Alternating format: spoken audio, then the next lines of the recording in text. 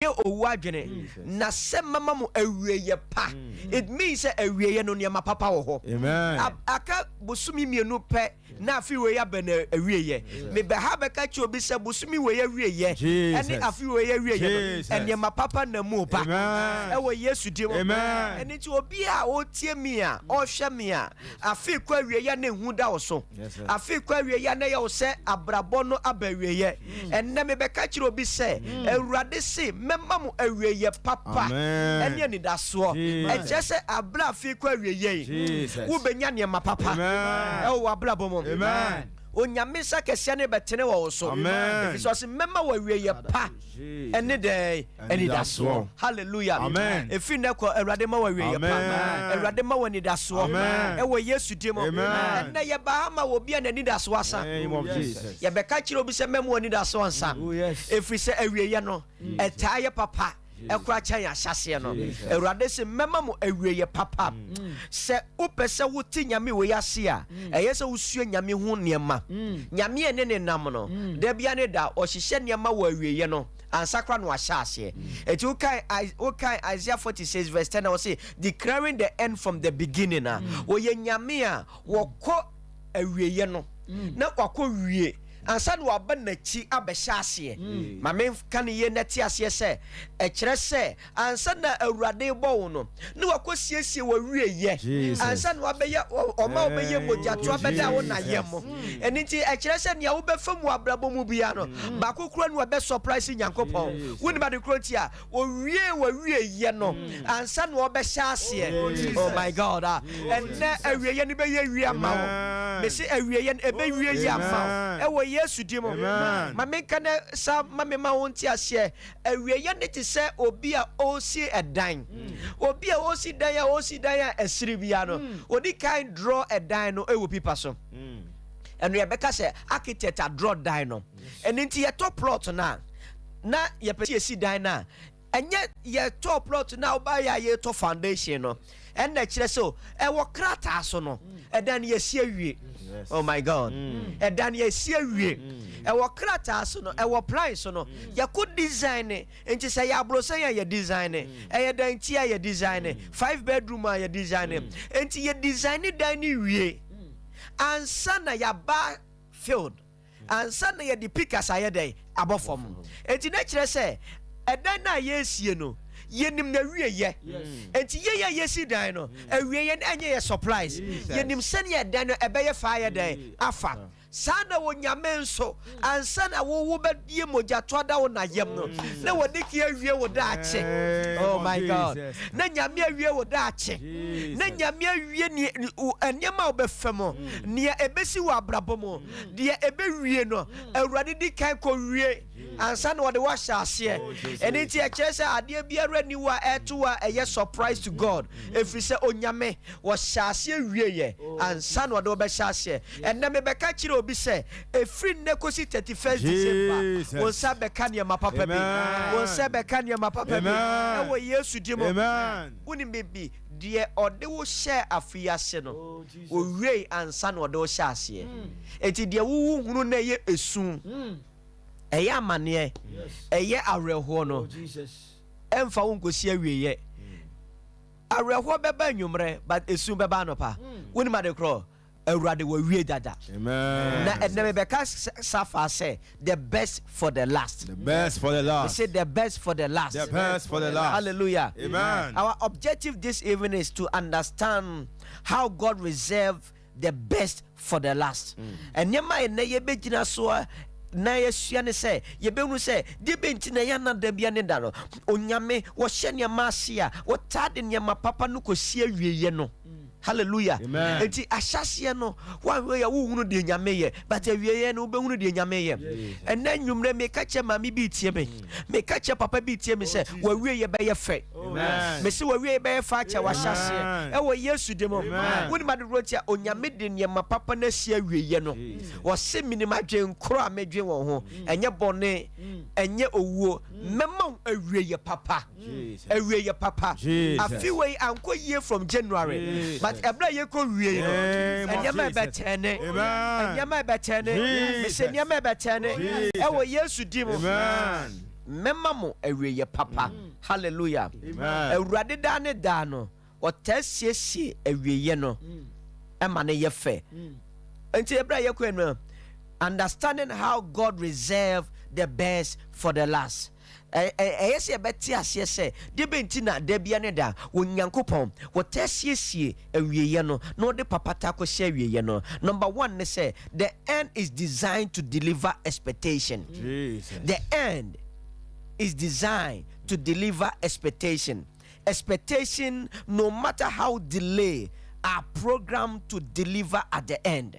Tieme eni da so eni de woni da so no de bia ne da no wonyame design awieye no se emfa ni da so mra. Amen. Eni nti tieme ebra wo sha ase no na ebra wo hunu niema so no de bia ne da no onyame ka se memam awieye pa eni da so e kire se abre bia no ade ni kwa awieye a na eni da so papa ebem me be ha be ka kire obi se afi wei woni da so ebebem efi se awurade siesie awieye ne se ema woni da so e kire se season na wo mu no eye season bia eye temporary ebetwam akọ na de awieye ne be ye ne se de won san kan wo January de won san kan wo February de won san kan wo August de won san yanka ye no awieye ne de ni da so ba ena nwumle awurade ma woni da so ena nwumle nyame ma awieye papa e wo Yesu dimo. Amen. Me be ka kire obi ena nwumre se wo awieye be ye fe. Amen. Me be ka kire obi se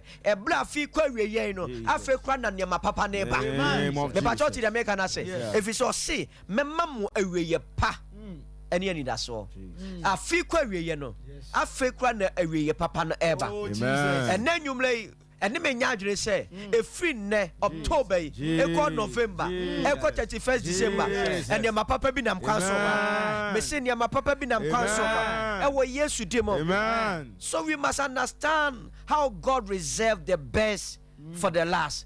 The end is designed to deliver expectation.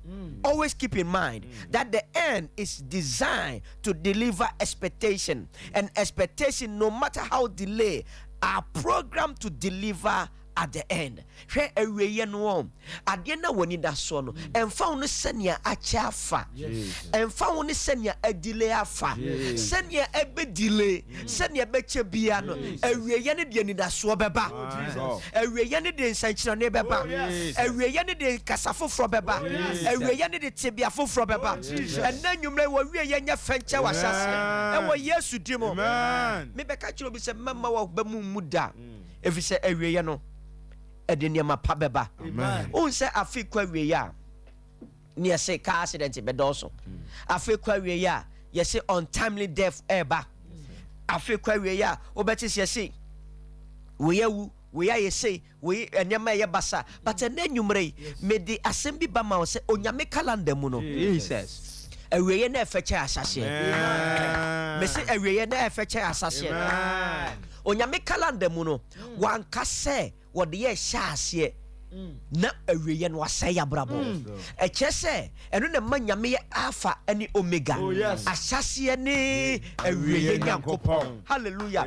Eni ti enadwuma me pese oti ase se wo sum nyame a wonya asase nko a wo say awieye nyankopon e chese de ode wo shase no o tumi se ode obewie enwumre me ba ha be ka chi obi anani da so asa se afi kwa awieye e de mapapa eba. Amen. Ye die foforo ba. Amen. Adasi die foforo ba. When you shout your loudest amen. Amen. Powerful. Powerful. Oh my God. Jesus. Oh my God. Oh my God. Jesus. Awieye no. Onyame hye say emfa eni da so mra. Hallelujah. Amen. Amen. Amen. You bet my friend number na your number no me patch of your number ni good screen so man you bet my friend say o fra so for we kire mo ne obo mpae nene ginyankopon di say we wiye no ebeye fe acha wa hyase. Hallelujah. Patch of your number ni good so the number only na mesre opi say awiye no beye fa acha wa hyase if we say nyame na yesom no oye emfitiase ni awiye nyankopon e chese wa wale na wo hyase no ebe wie wo yie e chese niema ya basana nyame ya asase ene awieye nyankopon ene afi kwa awieye aka busumi mienu ene me de nkom se tu obi so se of Jesus. 8 months. Amen. Receive it in the name of Jesus. I receive it. Receive it in the name of Jesus. I receive it. Jesus. Hallelujah. Amen. Understanding how God reserved the best for the last. I say the best for the last. Hallelujah. Amen. The best for the last. Hallelujah. Amen. Number 2, vision are calculated to speak at the end. Vision may receive at the beginning, but they speak at the end. The end is not designed to be quiet. The end is designed to be soundful, newsful. Jesus. Onyame anhyehyɛ awieye ne sɛ enye komo. Onyame hyehyɛ awieye ne sɛ emfa celebration mmra. Entitie me. How to understand how God reserved the best for the last. Number 2 is that visions are calculated to speak at the end.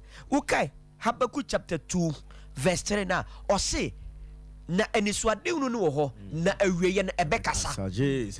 Hallelujah. Amen. Awieye no ebekasa. Read Habakkuk ma o say awieye no eniswade unu no, it is for an appointed time, but at the end it shall speak. It shall speak. It shall speak. Eniswade unu no ho ma ebre ya hyehye na awieye no eniswade unu no ebekasa. Enti brofo na meka say wonyame asiesie awieye ne say awieye ne fa kasa foforo mra. Awieye for celebrations, and for miracles, and for healings, and then you may a kasa. Shout your loudest, say amen. And then me catch you be say, and this one do now one, and then me catch us a bebem. Amen. I just say, visions are received at the beginning, but they speak at the end. Share obi wo kwa wutie mia eni swade ru na won sa ka ne no wo wo beka se nyama ye basa wo beka se enkasa. Listen, wo hye nyama foforo ase na ni pesrew. Yes. So wo se bibi foforo ase na ni pe twetwe. But listen, vision are received at the beginning, but they speak at the end. Share any swade unu bia won sa ka ni se but awiye na kasa. Ebra wo Nyankopon says access obebo wiase no.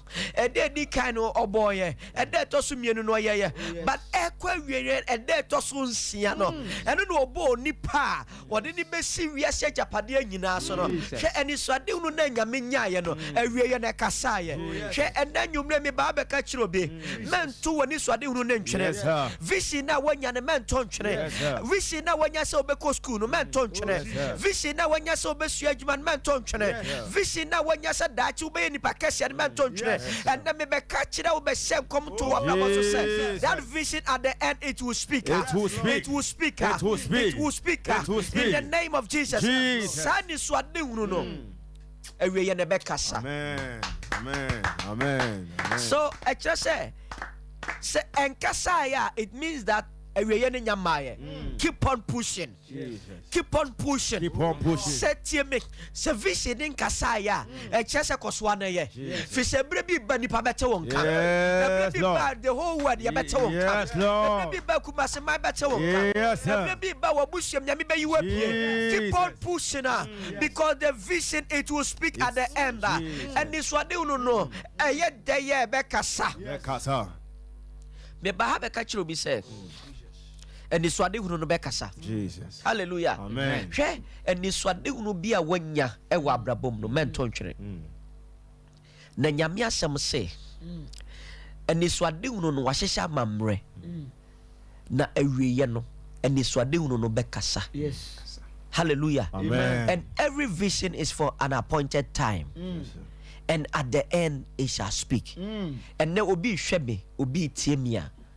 Nyame de wahyɛ biribi ase wabɛmu abu efi ne dai kɔmɛmu amu ɛma wabɛmu mu biem kɔso apem kɔ wanim onyame de obi ahyɛ dwumadie kɛseɛ bi ahyɛ nanso ɛyɛ wo sɛ usu ni mfaso ɛyɛ wo sɛ sɛ dwumadie no ɛso ɛma mfaso obi hwɛ mi obi tie mi a ɛnisoade hu na wanya ne mento ntwene dwumadie na wahyɛ aseɛ no kɔso anayɛ efi sɛ ɛnisoade hu no wɔ hɔ sɛ awieye no ebekasa na me ba ha beka kire obi se dwumadie na wo de won sa hyase no anamo na watu no se wo ma wabema munku ade a awie no ebekasa Ebekasa. na astate so ekasa Jesus. na eble bi ba nipa bete wonka eble bi ba nipa be huru de nyame ede wo ye eble bi ba ani be hunu aso bete huru de onyame ye na be ye nwanwa ya hodwire efise ni swade hunu no ebekasa anwumre yankasa ma Amen. ewo yesu demo. Amen. This is the reason why God reserved the best for the last, because vision are calculated to speak at the end, and vision may be received at the beginning but they speak at the end. The end is designed to be, the end is not designed to be quiet, but the end is designed to be soundful and newsful. Ewiye no wonyame ahyehye ewiye no enye komu ewiye no be news and na nwumle me be ka kire obi say efin na ko you make the news and na ye pe obi a ye be ka ne ho asem a ama mansan atia you make the news in your family, you make that news in your community. Oh yesu demo adofo no make a sharp ye be make it news wo Eni kumase mantamo. Eni swade unu nebekasa. Ewo yesu demo. Eni swade unu nebekasa ne chese. Wobi tie mia ewieye we mono. Ye be celebrate wa wale. Oh my God, oh my God, oh my God. Wa wale ye be celebrate. Ye be celebrate you new car. Ewo yesu demo. Because the vision will speak. Eni swade unu no ebekasa. Enyumle yen kasa ma. Amen. Ewo yesu debo. Onyame design say awieye no ebeye papa ache ya hyase. Amen. Hwe adofo no mo ablabom no ahyase nya den say awieye. Yes sir. Eno nti na onyame say mema wa wieye aye fe ache wa hyase. Hallelujah. Amen. Na aniswade hunu bia wo ho say ebekasa. Na enne obi hwe mia jumadie na washa ase ne yesero ba memu abamumu. Obi wo hwe mi wo tie mi a de wodo nsa som no nkofo bi se wontimi nye enkofo bi so ye failure enkofo bi se wo emfase oni uso but me sra wo pi se mantu oni sa woni so de hunu ne ntwene na awie ye ne bekasa anamo na washa ase na awie ye bekasa awurade be prove ama watamfo hunu se wo ye nyame efi se ni so de hunu no e ho mamre na awie ye no ni so de hunu ne bekasa na me ba be ka che obi se ade kese bia e sha ase keto bi na bibia ye kese bia sha ase keto ade a enne woni so de hunu na wo bunu se ye keto no enne me bekasa kira wo se e be ye kese. Amen. Ewo yesu dimo. Ebe ye kese. Ewo yesu dimo. Efise ni swade hunu no ho se. Ebe kasa. Ena nwumre ani swade hunu ne nkasa. Amen. Ewo yesu dimo. Efise the best for the last. Best for the last. Obi say the best for the last. The best for the last. Onyame tasiesie enema papa no. Ewo awieye no. Hallelujah. Amen. Awieye no. Onyame siesie nyama papa afi we kwa wieye obi temi da ye na waso bone no emmemu da owo da ye mmemu yare da ye mmemu kwansia da ye na mmemu obi temi afi bi e kwa wieye a ade bone bi to enne me besesa saade no me den kom se beto so say you will receive the best at the last. I receive it in the name of Jesus. Amen. I prophesy over your life. Receive the best at the last. I receive it in the name of the Lord Jesus. Amen. And I prophesy over your life that your end will be greater than your beginning. In the name of Jesus. Amen. Washasye ebeye fe ache wa wiye ewo Yesu demo. Amen.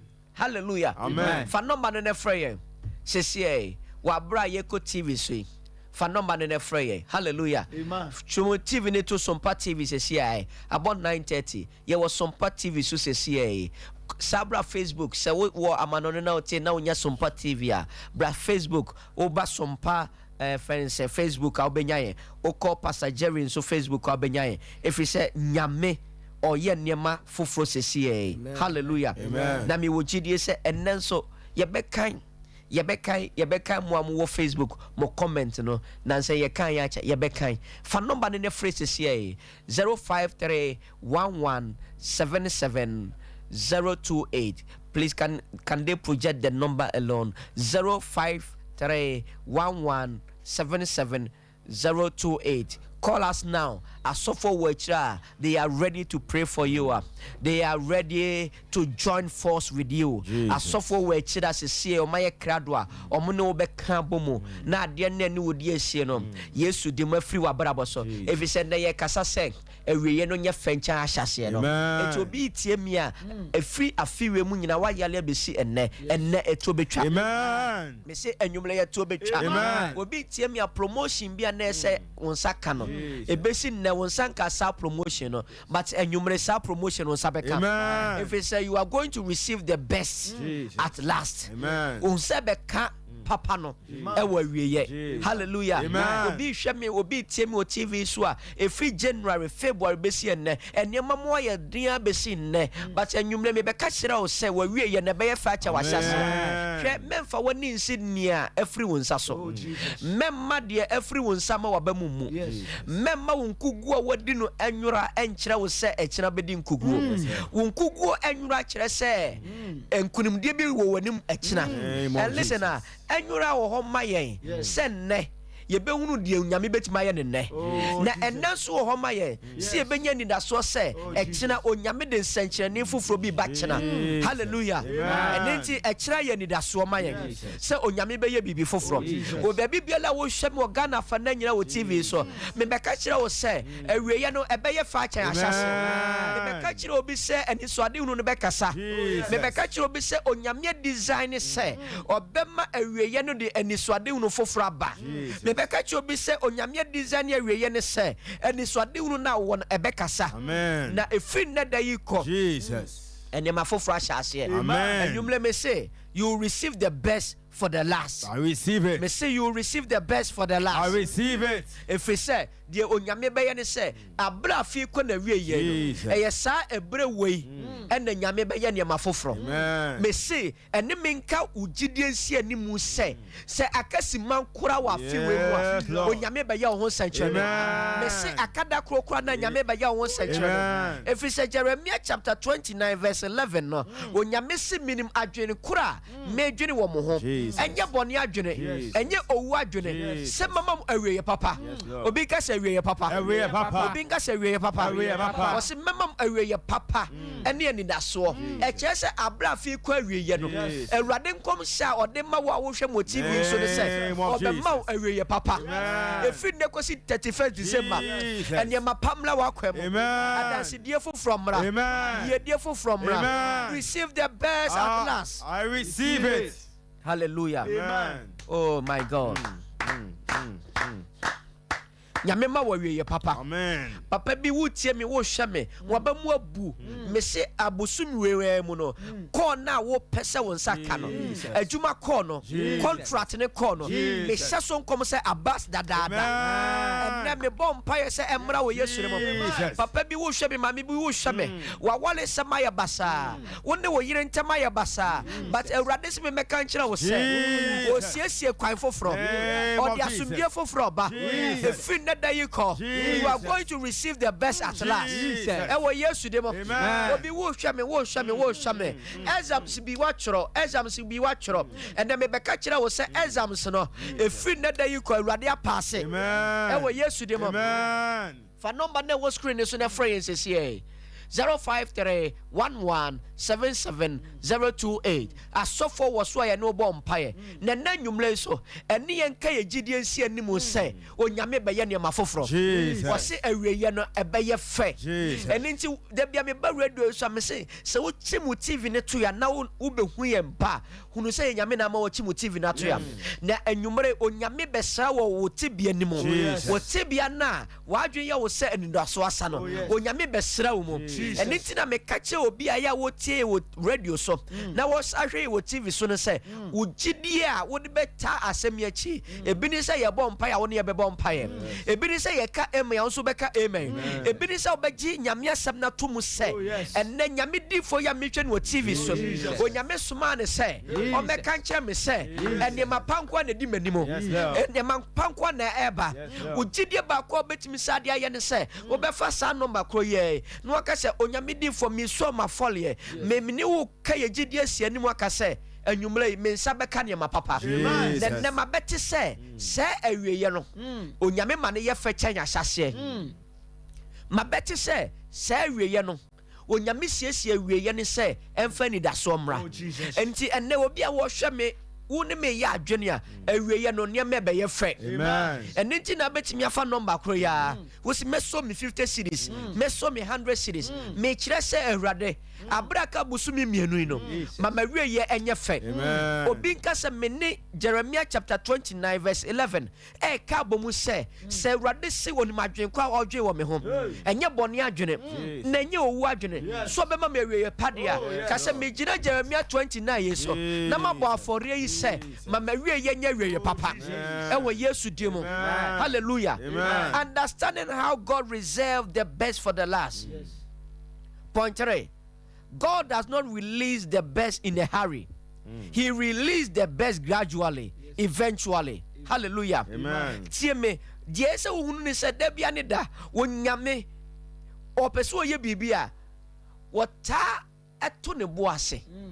And tieme, God does not release the best in a hurry. He released the best gradually and eventually. Listen, wonyame so opeso ye bibia and yes, was ya nyame nya magician tie me de bia ne da onyame to ne bo ase na wasiesie kwemu hallelujah and it is tie ubie wo Bible no ko Job chapter 8 verse 7 na say bi ko Ecclesiastes chapter 7 verse 8 Job chapter 8 verse 7 Job ka asem bi o listen enwumle wo bi wo ha wo tie me a me pese me come out here say God does not release the best in a hurry. He released the best gradually and eventually. Hallelujah. Amen. Hallelujah. Onyame de oye ne say enya se da bia ne da o pentamo ye nanso de nyame ye ne say onyame to ne bo asiesie wiye no ma. Jesus. Hallelujah. Amen. Kan Job ne maye, kan Job ne maye. Na sempo wawe umfiti ase ye ketwa wawe ye besu kokroko wose na umfiti ase ye ketwa wawe ye be kokroko. It means God does not release the best in a hurry. On say wose wa hyase ne so a wawe ye be kese adenti na nyame ama hyase na anya kese preko. Pastor say the make can say oh adenti na nyame so afada kropa mo wiase na nyame di dansia ne bo wiase. It means that God does not release the best in a hurry.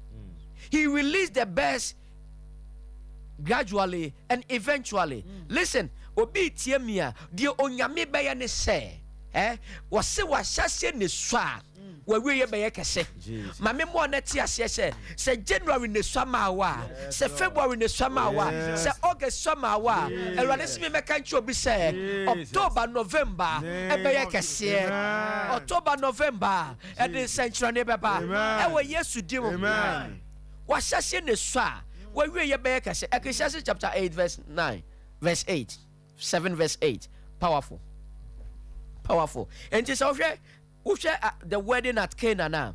And my young say God reserved the best for the last. Ecclesiastes chapter 7 verse 8. God always reserved the best for the last. Ebra Yesu kwa yifushia na seno. Na almost 7 sano. Na Yesu tuodin. What ya Bible say nebra Yesu enso na Yesu shira so na doko de ti se nsa no Bible say ya de koma MC no otichire ni no na on wedding wodi mu tintimma no wo mu say won say why have you reserved the best for the last adenti na wo de nsa papa na sie na ebra ya bobu awie no wakofa ensa papa na ya dai aba adenti na wo de papa no ekose awieye enna nyame se menkanche obi say onyame de papa na be say awieye. Oh my God. Receive it in the name of the Lord. I receive it. Receive it in the name of the Lord. I receive it. Ecclesiastes chapter 7 verse 8. asema wiye ya sinu fiti ase Wose na ade no na wiye eye che mfiti ase. wase honhom ya Hallelujah. Ade na wiye ye che mfiti ase. Na wiye ne ye che mfiti ase.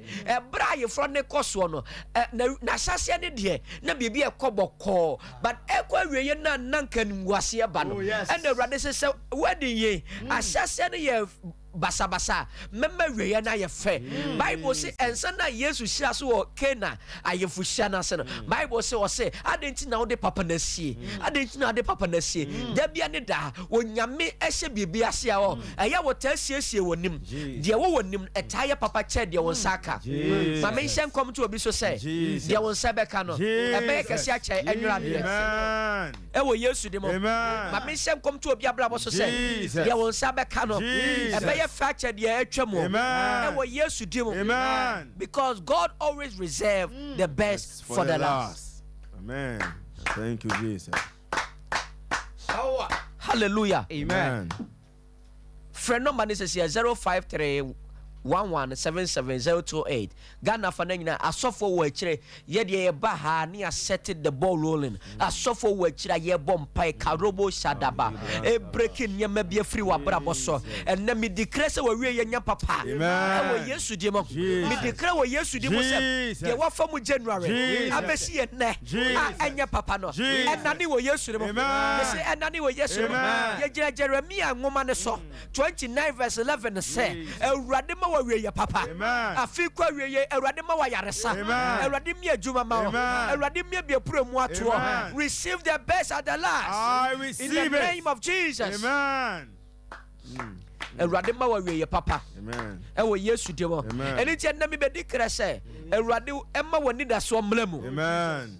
Me be declare say Ewurade ma woni so ade hunu mlamu. Amen. Me be declare say Ewurade mpentam no ma wiye ne nya fan. Amen. Ewo Yesu di mo Amen. efise da ne da nyame siesie wiye no ema ne ye fe no se Job se na wa hyehye ne so a wa wiye ne be ye kese hwe ma ye ka kire obi a wo tie yi o efise Ghana ha nipa bi ma bududu o ma ye ka kire Ghana youth se o ma we enye se ne tie da mo ma ye ka kire nipa etie yen se onyame bie wo soro wate o de nhire bi bedum man Ghana o de nhire bi bedum mu mlantie o de nhire bi bedum mu mabawa enne mi declare wo Yesu di wo mlantie benya sika ya yefro mabawa be kwa yefro e wo Yesu di wo ma mi declare wo obi abrabo so se mlantie bebie enwuma mabawa mebie enwuma every se nyame be se ne mafofra ase enne mo ma mi declare to obi so se ya ye ne so a ya hyase be ye kese ma mi nika wo Yesu de mo se make chapo ya wie ye be ye fe acha ya hyase Ewurade de ye koduduo mo Ewurade de ye konsentrani mo signs and wonders mo shout I receive it. I receive it. My God. Hallelujah. Amen. Tie me awie ye no e be ye fe. Amen. Tie me onyame se wa hyase so a wa wie be kese. Jesus. Tie me onyame se asem no na wie ye kyai na hyase because awie ye na be kyere ba bia begina enti obi wo wa wo tie me a wo hwe me a wo mfa awie ye ho ade na wo ye no nti dache be wie wo sai anamo na wo tu no nti dache be wie wo sai se wo ya branti a wo anwie ya wo mfa awie ye ho but awie ye ho ye papa efi se awie ye no na be kyere ba bia obegina awie na kyere se obeyi sikani na be ye hiani. Hallelujah. If it's enkofobi sorry but o mawie anya papa enkofobi eyeye but o mawie enwe wo yie awie hu yie o na ma memfa nkom hye wento so se wa wie nye fenche wa hyase e wo Yesu Kristo de mo fi se awie ne be kire. Hallelujah. And let me see wo nyame hye de mafofra se Jesus. Understanding how God reserved the best for the last. In God, the best is always ahead. Oh my God. The best is always yet to come. In God, the best is always ahead of you. God always prepared the best ahead of you. Hallelujah. Amen. The best is coming. Jesus. Hallelujah. The tibia de nyameta ye ne se de bia ne da nyameta siesie papa no ene de ye ewo wonim. Ene ti ma men kan che obi se pem ko wonim wate. Efi se nyame siesie papa wo wonim. Koso pem ko wonim. Enkunim de bi wo wonim. Kese bi wo wonim. Ben nyina fa ko da. Efi se God always prepare you ahead of time. And the best is always yet to come. The biade dano. Dia papa no. Eba. Hallelujah. Amen. And you can Proverbs chapter 4 verse 18 now. Uba unu se de biade dano. onyame siesie de ye papa no e wo yenim. Hallelujah. And then you may obi tie me nyame se me ka just wonim ye wate. Amen. Koso akọ wonim. Efi se nyame siesie ne ma papa e wo wonim. Amen. Hwe me nyina fa ko da. Now listen, wo begina fa ko wu de ene nka ko wonim na wu.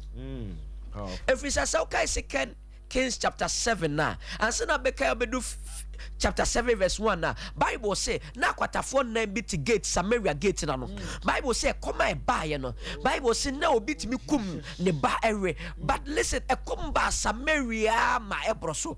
Bible say na kwatafo ne to no na onyame difo release nyame asem say tomorrow about this time. The best is yet to come. The pastor to the make and say the best is yet to come. Best is yet to come. Yeah, no afa kura na e beba. Or say tomorrow about this time. Tomorrow about this time. About this time. Tomorrow about this time. And come to obi so say. Jesus. China say sebre we. Onyame bebie kwa bia ma. Amen. China say sebre we. Contract no sabeka. Amen. China say sebre we. Akwanto no sabeka. China say sebre we. Awale na ebe musa. E wo Yesu de mo.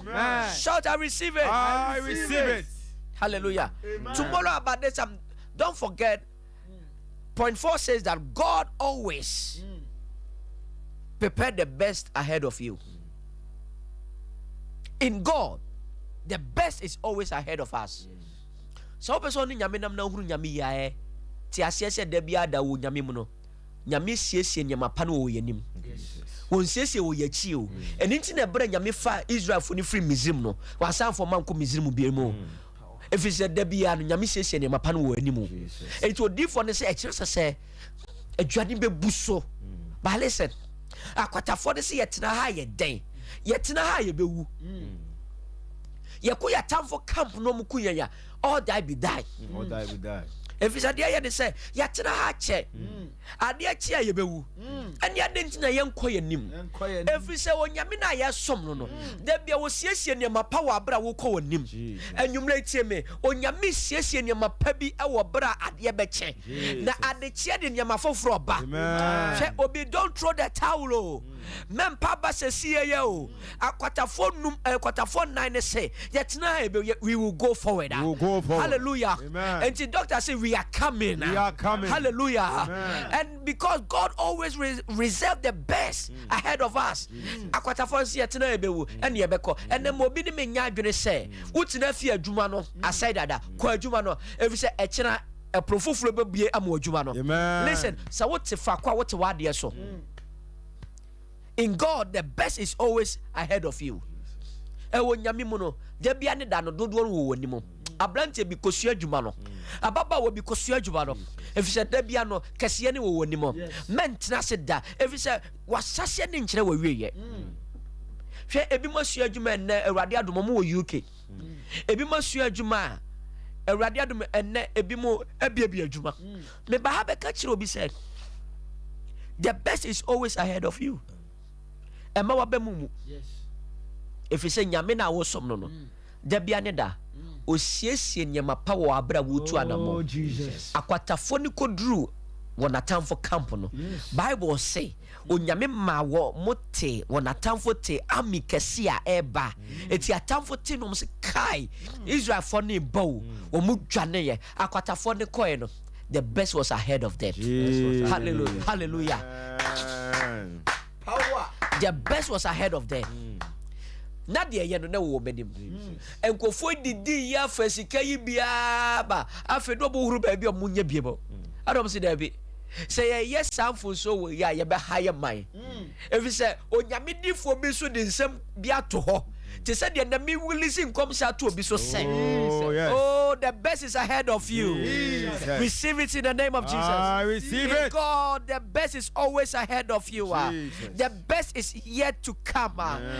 You are going to receive the best in the name of the Lord Jesus. Afe kwa na nyame be ye wate. Afe na nyame be ye ukese. Mami bi wo hwa bi wa Accra. Wo hwa mi wotema. Afe na nyame be ye wate. Onua ba bi wo da wo mpa so na wo TV no chinchim na beto ha. Erwade se men kan kire o said dia wa sha ase we de so a wo si dan ba ko wo benya estate miensa because the best is always ahead of you. Ablante bi wo hwa mi a Erwade se men kan kire o say wo visa no release because the best is always ahead of you.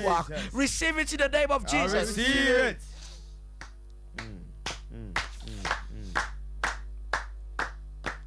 The best is always ahead of us. Proverbs chapter 4 verse 18. Na tenenefo kwan te se owia han. Na ekoso hyerɛn koduru awia kete. Ekoso hyerɛn. And now because we are hyerɛn. Because the best is ahead of you. Ekoso hyerɛn. Obekɔ so hyerɛn. Obɛyɛ kɛse. Obekɔ so akɔ animo. Hwɛ memo obi anka nkyerɛ wo sɛ wo bewu wate. Obi a wode nkom sha to so bewu bia na megyina e ka kyerɛ sɛ oboa. Because the best is yet to come. Afi na nyame bɛyɛ wo kɛse. Wo kɔ he. Afi na nyame bɛyɛ wo kɛse. Obi wo tie mi wo kɔ hyɛ ho akɔmfa wo hyɛ ho akɔmfa yɛ dɛn. Afi na nyame bɛyɛ wo kɛse. Efi sɛ nyame fa ne wo ni bie. Wo fa de ya yi na to atwe. Na wo siesie no. And si mapɔ ma adwa so a. The best is ahead of you. Hallelujah. Listen. Wohwɛ history wo wiase a enkofo me nipa kɛse nyina enwuna no munye obia na obia nim wo mo nanso nam so nyame timi fa onipa siesie no na ɔkɛsɛ dodo no ewo nim and na me bon pesa dodo no mo obia nim. Receive it in the name of Jesus. Kase wo Yesu de bo kase Awurade efi ne ko kosi di 31st December Awurade hyɛne mafoforo ase ma brabo mo ɛna nwumre yi ma bɛte sɛ wasɛm sɛ obɛma me awie pa ɛne ani na so ɛna nwumre yi Awurade asɛm a wo Awurade wo de ama me no wo mama nya awie mu sɛ mawie ye ɛbɛyɛ kɛse akyɛ mahyɛseɛ enti na nwumre yi mekasa kyerɛ nkukuo sɛ mfiri mabrabɔ mo mekasa kyerɛ yaleɛ sɛ mfiri mabrabɔ mo anwumre yi medikra sɛ afi awie ye ɛbɛyɛ fɛ akyɛ nahyɛseɛ ɛwɔ Yesu de mo. Amen.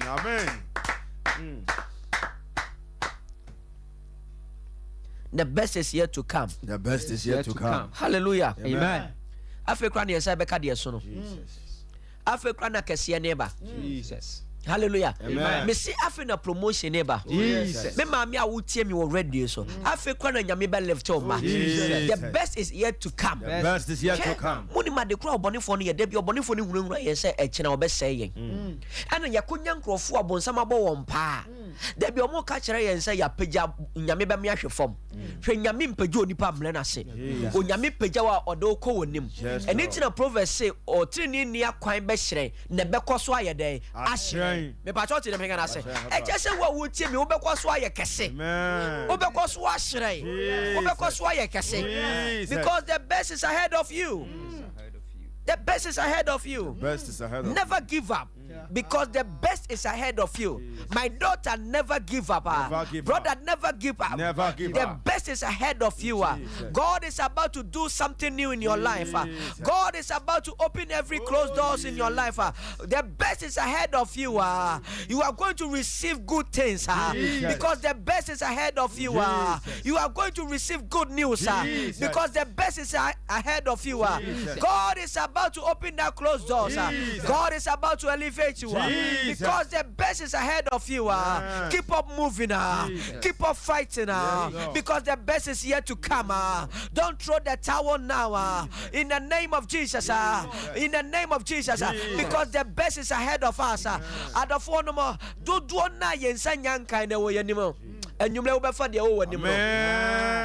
Yesu debo.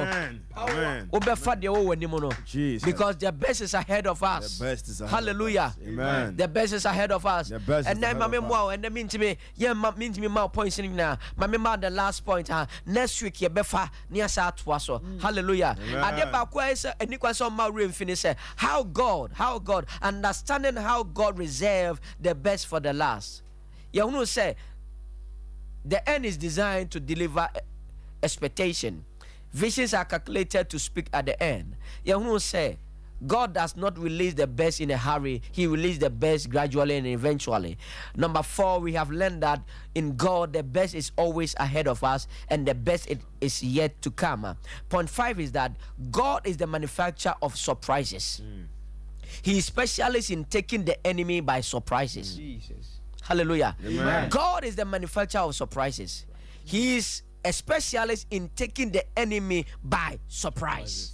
Hallelujah. Amen. According to Mark chapter 5 verse 23 to 35. Listen, Papa be a friend in Jairus. Bible say Papa in the baba ba kwa no di 12 years yale. Na yale ni mu ye dinyama. Na papa no se ba bi aduru no. Se nyame amamua akwa ni nyankwa. Hallelujah. Amen. She obi tie mi sesie ya. Frene no mo mpae 05311770228. Na obi tie mi sesie ya start say obeso afsam ya make so afore. Because you see you are going to receive the best. Jesus. Hallelujah. Amen. And the best is always ahead of you. Yes. Hallelujah. Amen. Listen, obi tie mi sesie ya Mr. P friend number near no mom pie. If you say wabema budodo, you are too down. Discouragement I about dodo.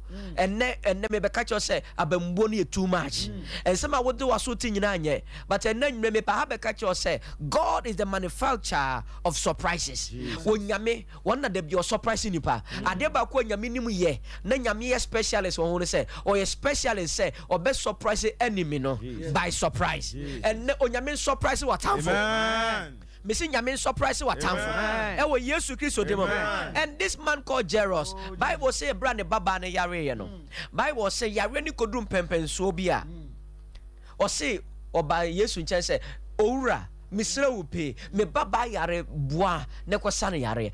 Okay, verse 23 na Bible say ebra Yesu ko kan verse 23 no ebra Yesu ko no Bible say o baby so na moja tunu for 12 years akra na no yare na di 12 years de o yare da owo mpa so na di 12 years and na Yesu so ko sa akra na wadi 12 years ne yare no mami bi nso yare nso hyase na ebra ye wo akra na mami no so yare hyase and 12 plus 12 hallelujah ebra akra no yare ne ko owom no na maame no so yare na di 12 years Yesu ko sa akra ne yare na maame bi nso a moja tunu mfinhye dumienu e kire se ebra ye wo akra ya wo wuoi no sada na maame no so hawo hyase hallelujah. Na Jairus dramika ko Yesu nchen se owura se wa ma me baba yi wo ebra Yesu kon there was interruption. Bible say na oba bi so ka se Yesu ko sa abofra na wadi 12 years ne yare a me so me how na di 12 years and na Yesu obesa me yare na me so na tali mu mpo minim se menya nkwa minim se menya yare sa. Bible say na oba ni pie fie kire eso Yesu atali mo because of that event in intina it delays Jesus. Wabra oko Jairus efie no hallelujah. It delays Jesus. Wabra Yesu eko Jairus efie no eninti ebra obayi so Yesu mo emma ni moja etu no twae na Yesu kase to me be a free me mu na ye asuafo ne kase papa enipa bebre na atwa ho ahia na Yesu attention mra no so kan Mark chapter 5 na u kan jump ko 35 na 35 ne say ebra na Yesu ejina hona ye beka kire Jairus say men ha wo wura no if you say obaba no wawu. But they know money say God is the manufacturer of surprises. Hallelujah. Amen. Was say obaba na wu men ha o church ni no men ha wo wura no Yesu nya ndrufie ho Jairus and na akosere Yesu say onkosa ne ba yare. But obi be interrupt miracle no obi be tap on de obi de sabe kanede. Hallelujah. Amen. But also the make and say Jairus mina makofre Yesu nanso ebra meba no obi si da bi mimma Yesu ntwamu wa bra memfa me nsanso na tale mo oba ne de nsanso Yesu atale ma mo nya yaresa hwe ansa na testimony we oba ne medi na danse mayemo yensam na yenzame no se moja na twa no ye gina wa ne to nkra bra Jairus se men ha wo wura no na obaba no wawu Yesu esa maame na moja tu no 12 years no eyare no na abofra na wodi 12 years no so awu. But God is the manufacturer of surprises. May God surprise your enemies in the name of the Lord Jesus. I prophesy over your life from today. May God surprise your enemies in the name of the Lord Jesus. May God surprise that devil in your father's house. May God surprise that demon in your mother's house. May God surprise your enemies in the name of the Lord Jesus. Already engu watamfu animu ase. Na nyame surprise watamfu. Shall God surprise my enemies? God surprise my enemies. Hallelujah. Amen. God is a manufacturer of surprises. My goodness. My God. Yeah. When the enemy thinks he has done his worst, then God shows up. Because God, He's the specialist of surprises. She enyumre nyame be surprise you obi. She obi tie mi a wonya gidie se na obe so seed. Wo je nidie se on ye be bom paye. Enyumre me se nyame be surprise you. Every se ebra na Julius e wo hoda de se papa. Men ha nyame di for men ha no na oba no wu. Yesu esa de moje tu no 12 years no. Not abofra na wadi 12 years no so ewu. Yesu se mayenko Julius. Na se wugidi a you will see the glory of the Lord. And I am going to surprise your enemies. And maybe surprise the other bad news nearby. The other bad news nearby said Jairus Obane Wuno. Let me go and surprise him.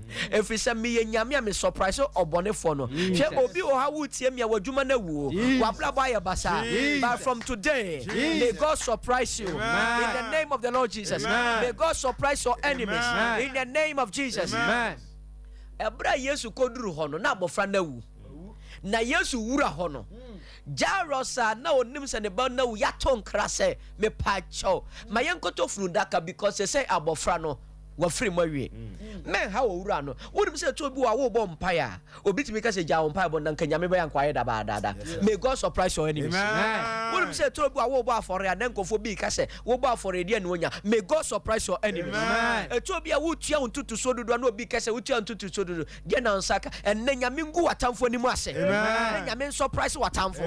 O se to bi wa wo sore anajo na wo bom paya. Na obi ka se wo ha adwene wo fie ha dodo. Waji nyame suma ta wani ase. Na wo sum nyame aye Jairus so e wo kofre Yesu kura no ba na wu wo frɛ no kura na oba na wu no enne Yesu se obi mfrɛ me mo abra nanim begu ase na me nkɔte bia mu wa bra te bia no bɛyɛ sɛ ne tie. I am going to surprise your enemies. Jairus, just lead me to your house. I am going to surprise your enemies. I am going to surprise your folks. Oh my God. Me see enne obi wa bra bon enya nwuye wa bra bon me see enya nwuye enimonyam na enya mfiri won koye se Jairus ba ne sori ba nkwamu a se nyame hili maame na moja tu no 12 years osasa osanya ne abofra wo 12 years da enne minim wo de no emfie dodo adie ba me nyankopon surprise watamfo e wo Yesu de mo. May my God surprise your enemies in the name of Jesus. Can make a sharp onyame be surprise yatamfo. Ye enter into a realm of surprises. Ye baby a ye kono jinabia na nyame de ewura no onyame de ewura jinabia bia ebra yatamfo fu se ya wale na gu no ehɔ na ya wale ni be yeyem ebra yatamfo fu se nka ye be wo no afa na ye be nyankwa. Listen, me say the realm na nyame de ewura no is the realm of surprises. Hallelujah. Sa surprises no eno na obi hwɛ me obi tie me o TV so ebra bi mu a obefa wo phone no na wo bo no se obi asend wo mobile money no bi ka cho se wo sika na ehye ye no nyame aka makoma se memfa sika we nkyɛw obi tie me hwɛ me a ebra we nyame be surprise watamfo a wo benya call bi na sa call no be sesa wa bra po. May God surprise your enemies. Oh my God. Because we are serving a God who is a specialist by taking the enemy by surprise. Sana nyame ye. John chapter 11 verse 21. God surprised the enemies of Lazarus. Yes, said Yesu the other no yare. Martha monso say Yesu men how na say the wo say Lazarus ye yakosie no wo bon kra ye bienu so ayenye. Nyankopon se hwe unim bibi me surprise watamfo. Mama nka se menkyerɛ. Hwe obi abetimi aye bibia bi. But listen, de bia ne da so pese wa bra bokɔ soro a o. Eya ta specialize e wa ade ba ko bi ho. hwe dia mankofo bebraye ahiafo ne say omuni bibia ye but omunye special omutimi specialize wa ade ba ko hwe nyame ade ba ko wo ya e ma ne ye nyame ne say God is a specialist by taking the enemy by surprises. Hwe efri ne ko manyame nya wadom kese bia ade bi wo ho a senya wo obi antimi nya ne te se dia wo ye no. Hallelujah. Amen. And into uko hospital yale bi wo itimi ka kire wo say yale we dia giso hu specialist. Yes. Hello. Hi. But what did they make an say? Uko hospital yale bi wo itimi ka yo say yale we dia giso hu specialist we. Hallelujah. Amen. I just a specialist when you're the man. If you say doctor be at me treat me but o yale we na just a specialist be near the man. Sa specialist no so ba mu a otimi turn things around. Hallelujah. Ablabo we mu no de bia ne da ya sere nyankopon no mo na timi specialize wo baby baako na ade bi wo abrabo mu a wo be ya se woni ho a obi betimi aye ba wontimi nya te se nia wo be ye no if you say unyame ade baako o ya den se nyame specialize se dane da obema na tamfo hunu se wo ye nyame eninti na bre mu odin no na nyame show up eninti na bra obonefo na ye de obetimi aye awie and let the enemy do his work so God will show up. Hallelujah. And you can Genesis chapter 1 verse 1 was say na asase sakasaka ni hu ne hu butu brunani na onyame wo mu etwa ho hia. God is a specialist or surprising enemy no. Genesis chapter 1 verse 10 also and God said let there be light and there was light. God just surprised the enemy by his light. Hwe ena nwumre won maminka asemintu obi abrabo so say hwe nyame be surprising nkrofo bi na wa surprise wa wumu na wa surprise wa tamfo if you say wo case in your close no. Amen. Hallelujah. Amen. Listen and let me be catch any close cases say o nyame be surprise me catch obi e wo hwe mo TV so say what ko doctor say ho what ko dusifo ho what ko herbalist for wo case in yes ya close no yes o blabo na say but say na obechi edia God is a specialist by taking the enemy by surprise and then nyame surprise what have nyame fire is be surprise what have nyame for healing be surprise what have nyame for breakthrough be surprise e wo yesu dimo because we are serving a God who is a specialist by taking the enemy by surprise. Amen. Thank you, Jesus. My God and my God and my God and my God. And my God and my God. She utie me obewu. Amen. Obewu fisha obedru pempen so bi no won say the gynecologist or a specialist e ma omo wo. She wo would the nyame bi a wo specialist in some. Say nyame no specialist no. So person no ma mentwa ho mfonyi. The way nyame specialist by taking the enemy by surprise. The entie nyame specialist pa ne say eniti na obehwe ya obi akokromoti kura enye peda. Hwe nyame ye specialize to the extent say otimi ye nipa wonhia wo so nipa bia wo wiase bia mu da wo betimi ahunu obi a wo saw ba wotimi nya te saw hwe specialist nyankopon no ene wo case no bebem amen ayaba me say anwumle wo case no bebem amen me say anwumle wo case no media ma specialist no onyame na o ye specialist our cancer onyame na o ye specialist our abawo ho e plan sewa wo enya 90 years na ne yefru mu ato no onyame na oye gynecologist papa no no ye sa specialist no timi working maame a wonya 90 years ema papa wonya 199 years etimi ni maame a wonya 90 years enyem ne no enwumle wo case no enye grow case a onyame na oye specialist no enwumle wasane wo case no e wo yesu de mo ka se o awurade ka se o awurade and then enwumre bla metibia ni mo awurade be case now ya close no baby ya catch me say and want me ma and that's what no e bra me bomb pa ya wo nyame a wo ye specialist now ma ya tamfo any wo no and then nyumre sane wo metibia no wo yesu de mo ye wa no na bomb pa ya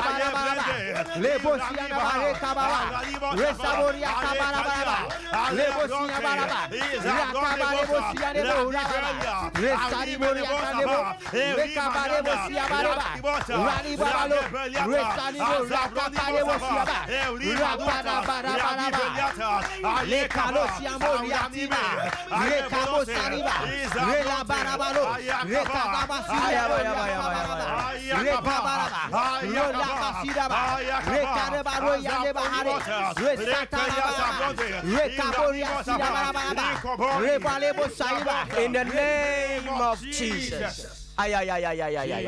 May God surprise your enemies. Amen. Share and our folly our bonina. And on pie when you say, a rather surprise matamfo. Jesus. Hallelujah. Amen. Mama Tamfo no so ye nyame. Oh yes. Ye be Mama Tamfo no say made the specialist in some. Sa wo nyame no one ye specialist. Ah obo kwan to baby a kwan ye. Jesus. Sao nyame ne specialist out to the stand say. Ot me for shepherd boy. Every esre so. No amana be your hene. Because of so a specialist.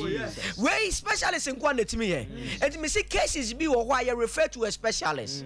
And now listen o nyame na nim na chi specialist be any ho. Mayako sakata yaba. One of the first specialist ot me yi oba mfem pade. O yi sorry o yi be man fem pade. E de ye oba. What do you do? Your operation edikai. One no yes specialist no. And you know one wa brabo mo. And you know one pipe on you na. Wa folly you na. We say rather surprise matter. We say rather surprise me and me. Oh yes, you kiss odi mo. And if a number no na phrase so here. Asofu we chire no bon paye. 053 11 77 028. Sa number we ya for baso. Wo hwe wo Accra, wo hwe wo Tema, wo hwe wo Kumasi, wo hwe wo Sunyaya. And you let me be catch us nyame a specialist. Wo gidi nko be yesama. Fa number ne so see. Neka say Awurade me buama nyame adwuma pagyan. Me buama nyame di for yetimi aba TV you so ni radio you so. E di nyame asem kroje aba ma me. Awurade surprise me. Na surprise matamfo. Hallelujah. And nti fa number no sa number we are fra so for we kire. Wo send we see da na fa wo request eto aso.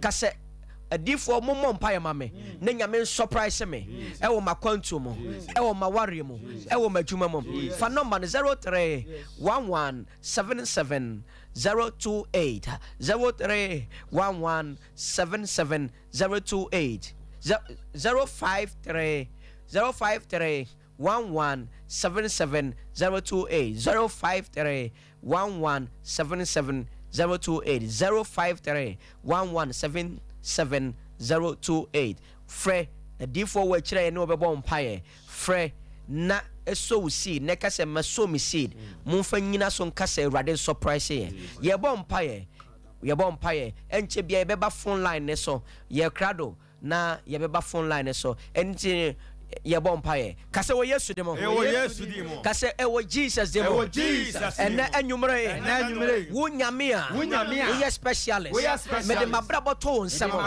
me de mawale sam to nsem me de maduma sam to nsem kase o awurade e free neko surprise matamfo mama wiye enye fe enche mashase wo Yesu demo kase awurade ebusua na me free mo surprise me wo Yesu demo kase awurade e bia ka se minye yeda bi pejada awurade ena nwumre mabe hunu se mabete se wusiesie wiye ema wo ma ena nwumre awurade me bompaya surprise me matamfo wo Yesu demo kase awurade bra me tibia mo bra ma wale mo bra ma kwantu mo bra ma yaresai mo wo Yesu demo bia wanu na bompaya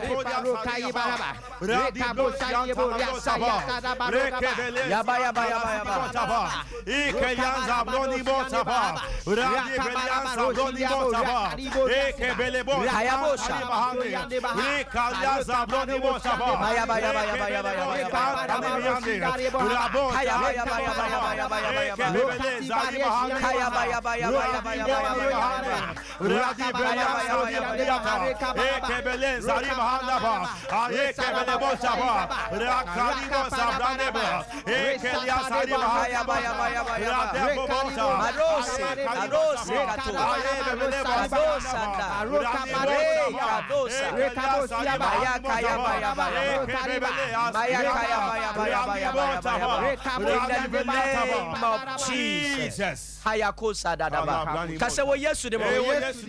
Kase wo Yesu demo. Kase metene se. Onyame hye ma fofra se. E wo mabrabo mo. E wo masetene mo. Wo Yesu demo. Kase mawieye. Ebe ye nkurumude. Kase afiko awieye. Menka wufu ho. Menka wona be yale ho. Wo Yesu demo. Kase begina nyame asam so. Onyame asam se. Obema mawieye pa. Kase afiko awieye. Bejuma ni be peja. Mawali bebemo. Bejuma bebemo. Wo Yesu dimo. Kase afiko awieye. Enema be koya mame. Wo Yesu dimo. Amen. Ayaba. Mi dikrama obi se. Wo nyale wo Yesu dimo. Ya ayaresa mongura. Wajuma nsore. Anwode mra wo so. Wo Yesu dimo. Fa number no na free yesesia. Fa number na free yesesia. Fa number to a studio number na free yesesia na free. Wo benya ne wakasa live. Fa me pacha number na wo fra se de be ya betimi nyame difo adi nkomo na se feedback bia man me pacha so TV na wo hwa anase radio na wutie nso ano lower TV volume anase radio set no se de be ya betimi nyame difo adi nkomo kama number 0551 931 another 931 anase 0548 another 931 pacha fra lower TV set anase radio set no nyame sure so free. Hello.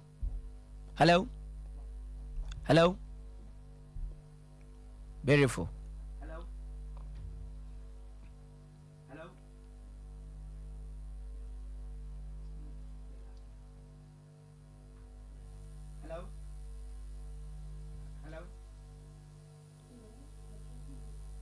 Good evening. Here you are by you.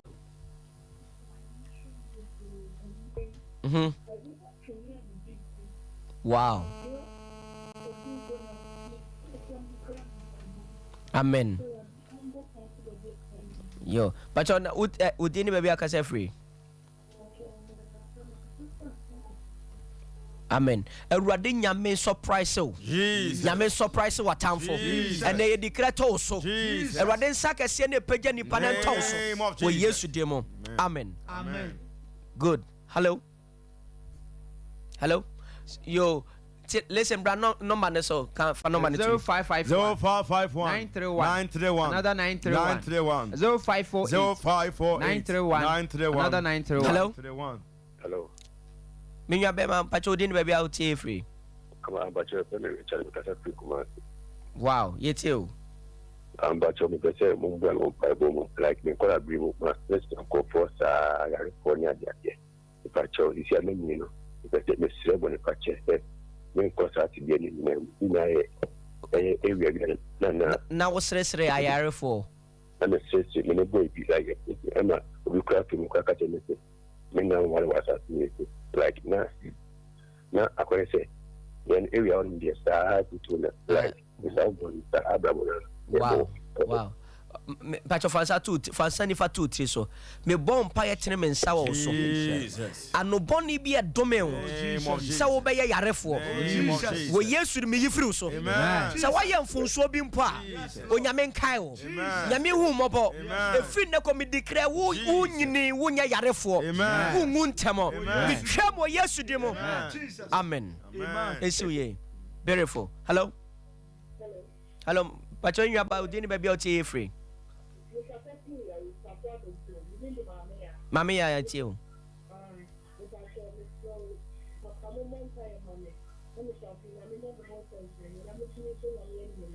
Amen. Amen. Ye bom pa mama ya. Erade say the best is ahead of us.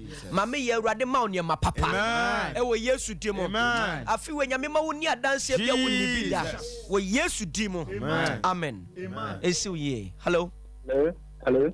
Yeah, me nwa be ma odini baby ahwe free. But your firm is Theophilus 7. Theophilus. Wow, Theophilus yet you. And that's your person bomb payment minimum be on Monday. Wow. Kalabo shakataya bayaba. Ye bom parabo se katayaba. Eradema wani munyam. Send ya Joseph nyani munyam no. Ewo Pharaoh ni mu no. Eradema favor. And munyam bi afru so nsambe butu so bi. Wo Yesu di mo. Wonya ketwa ba yekese wo Yesu di mo amen ensi ye hello Pacho dini baby ahwe free wow yeti o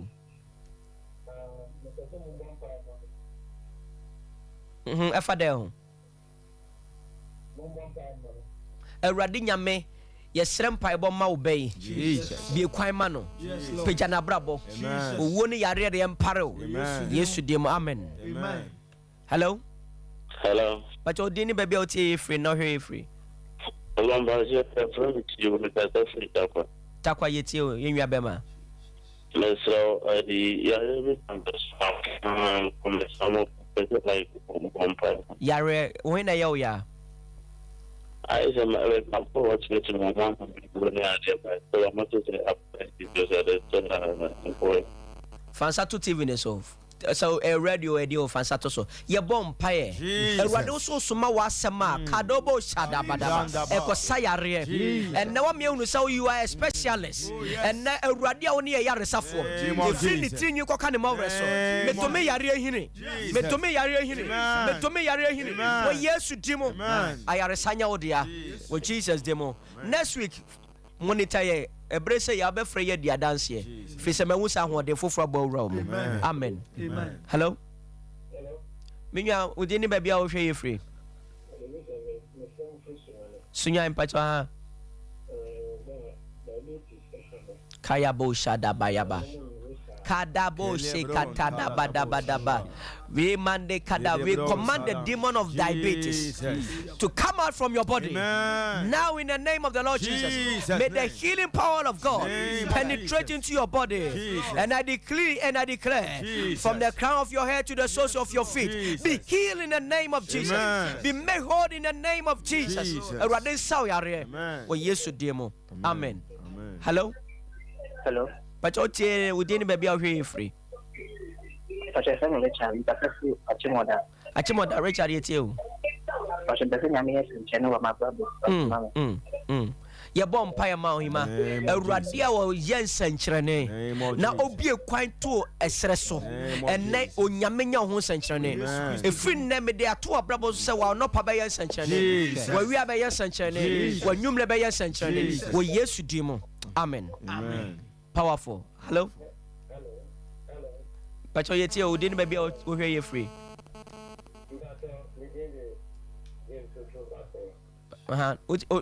uti free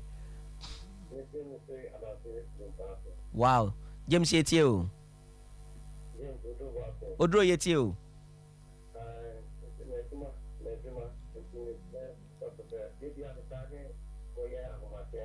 wow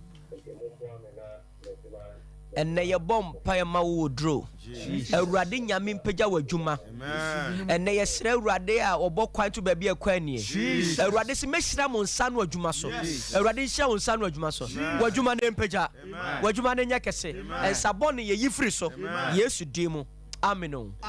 Hello, beautiful hello me pacho ye tie o ye nua ba wodi ni baabi akasa free pacho ma ne so kakra.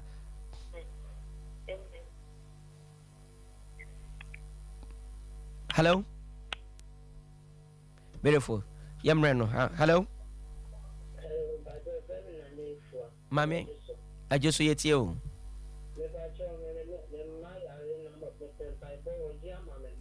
amen ye bom pa ma me de your point of contact yale bia la to ahya o maso ene me dome yale bia wura wo fie ntwane frifie ko efi ne ko ye si ayaresa dua apomudin dua wo fie ene wo maso yesu dim amen kaba yaba listen obi am friend because yemre no ye take better miss cause perfect say and then ye mi atom next week ye be atom tem listen onyame ye niam afoforo. Hello, good evening sir. Me da jo mi funya na she so mo ba ya ma mi funya na she kasipa fansa tu ofu no so doctor say dey na ye o kaya ba so so wani kaya ba fansa to ofu no so kabo sha rade bo ye kasa kire afu ahye entwetwe ensu atemu enyira emfa jonso mu nwane wo yesu dimo ayare sanya odia wo be fredi dance ye nwa be ma nyame nka wate kaba yaba hello pacho dini baby outie na hwe free pacho udi ni say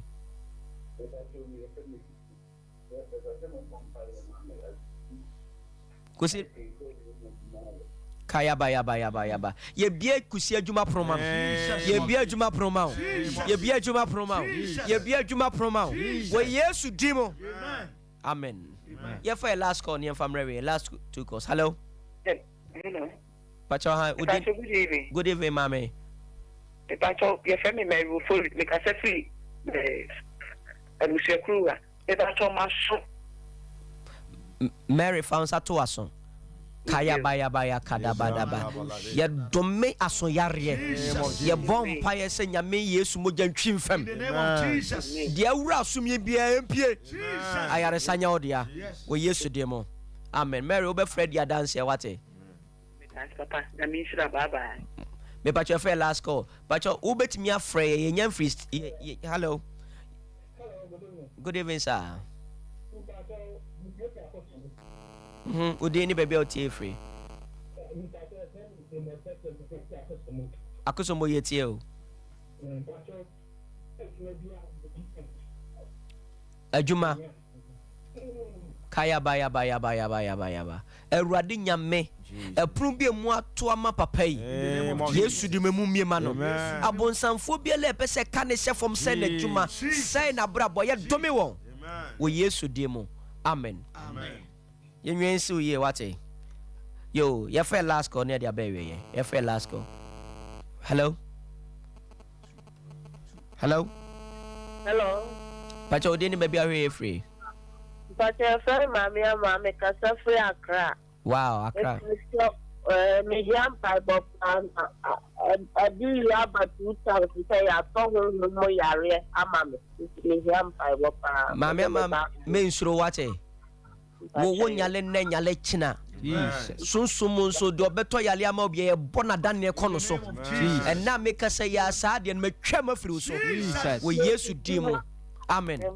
Mama nsuro wate wo nyale na nyale china wo yesu dimo amen. Listen obi a wo hwe bia obetimi afre ye sesi ye free studio abad ye me personal number obetimi afre me sesi ye 053 1177 028 053 1177 028 sa number we anso no ebra yenya free studio ha say no opesa wo bo afore na ye ofre ne boso mpaye ma wa fa wo seed sesiye mema wo remfise da bia meka se wa fore akire wo gidie efise ba bia wo ngini no fa osika ankoho wa fore akire wo gidie te bi mu giloto di omutwa loto wa fore bo kire se wo gidi se onyame betima ye bibia ma enti send wa fore sesiye ne fa bo program no ne ka se meboa ma nyame ni po etimi aba na mesre awurade ma wo se na wotwe se ne mefre wo me ne obesia dia danse e wo nyame nsa ne tumi a wada na di wo so na kina so beye adanse die fofra ma ansa na ye be free ano ye ba na de ye kiri kwan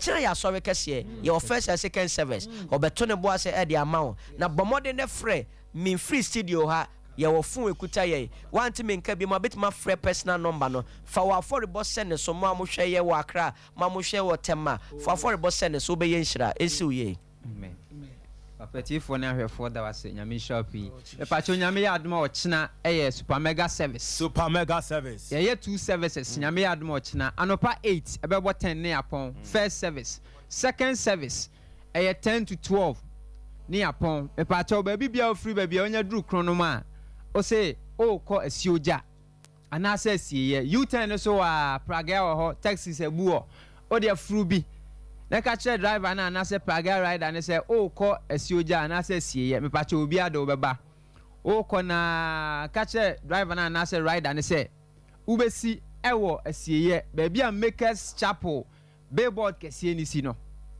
obesi wo ho osiwa ubehu say Apostle Agyei ne picture da billboard so kama ewo ho no mo uduru ho no mo a ude gina ubetimi afre 0531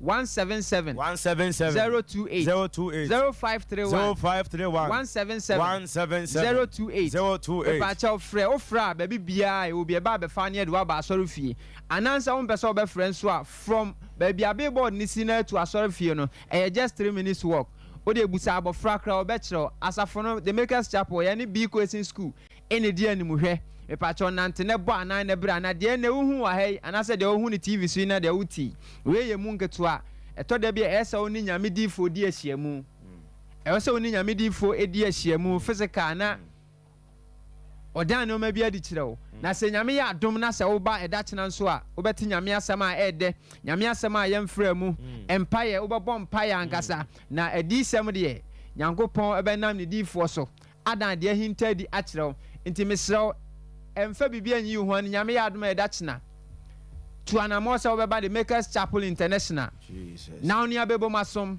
first service 8 to 10 second service 10 to 12 pepepe empa ho ne apon nyame ya adom so a Wednesday ukuada bia nwumre 6 pepepe miracle service ukuada bia nwumre 6 enwumre 6 pepepe miracle service epacho mentum bomodian se enwumre 6 no obabo ana ba bia free ba bia beba na oni abebom abom paye ne yesu agu awurade so na de hintaw no nyame be fa ne di force no adan na di a kyew no odan na di kyew nso a minim se obeye ho adwuma nyame besu nyame be ebedi aboa no obejew e wo kwan so nko pa kyew number na obetimi afren 0531 177 028 177 028 sa number we anso for mobile money usid efa so na ni nyame ento nche na nyame be ho nsen